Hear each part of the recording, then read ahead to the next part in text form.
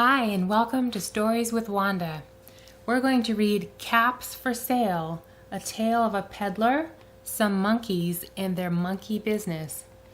This book was written and the pictures were also drawn by the same person, Esphyr Slobodkina.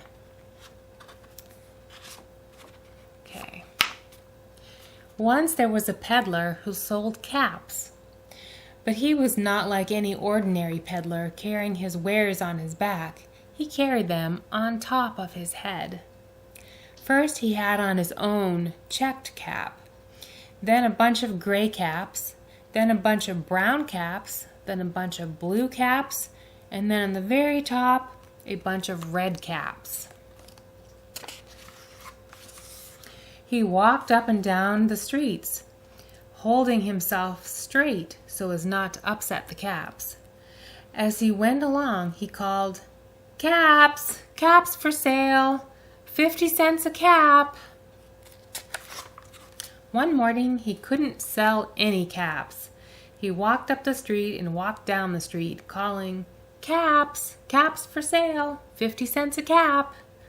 But nobody wanted any caps that morning.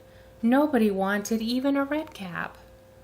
He began to feel very hungry, but he had no money for lunch. "I think I'll go for a walk in the country," he said, and he walked out of town, slowly, slowly, so as not to upset his caps. He walked for a long time until he came to a great big tree. "That's a nice place for a rest," thought he, and he sat down very slowly under the tree and leaned back little by little against the tree trunk so as not to disturb the caps on his head. Then he put up his hand to feel if they were straight.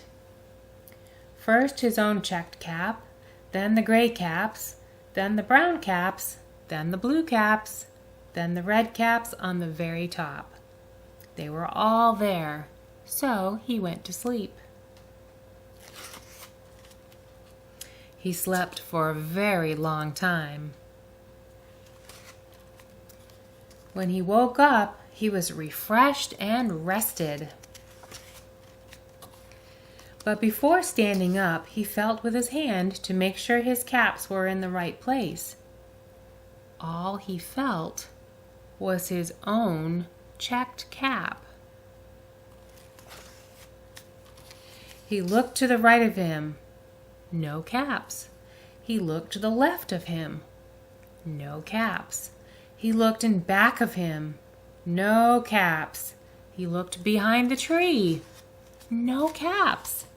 Then he looked up into the tree, and what do you think he saw? On every branch sat a monkey, and on every monkey was a gray or a brown or a blue or a red cap.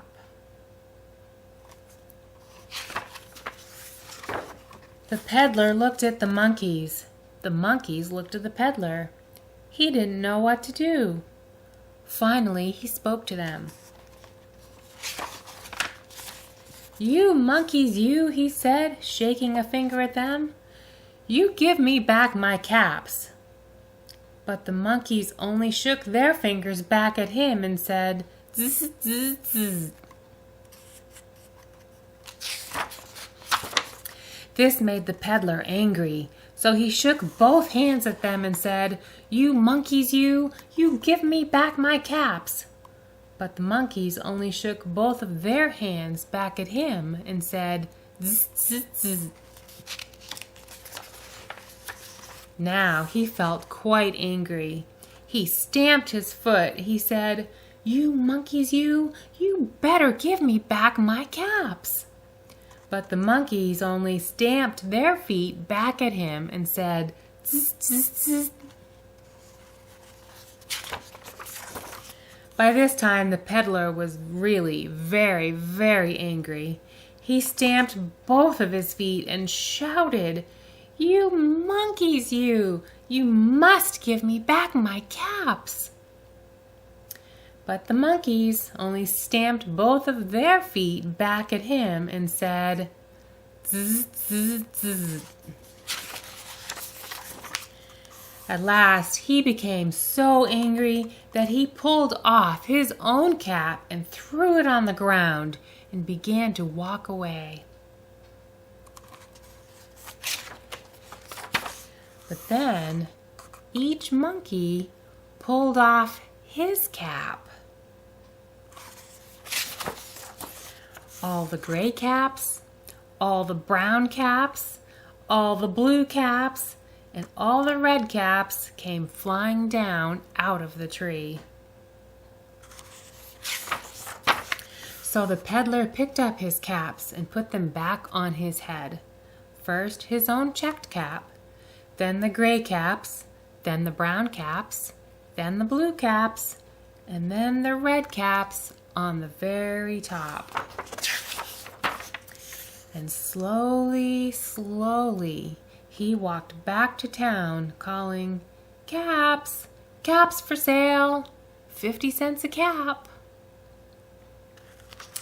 And that's the end. Thank you for listening. I'll see you again soon.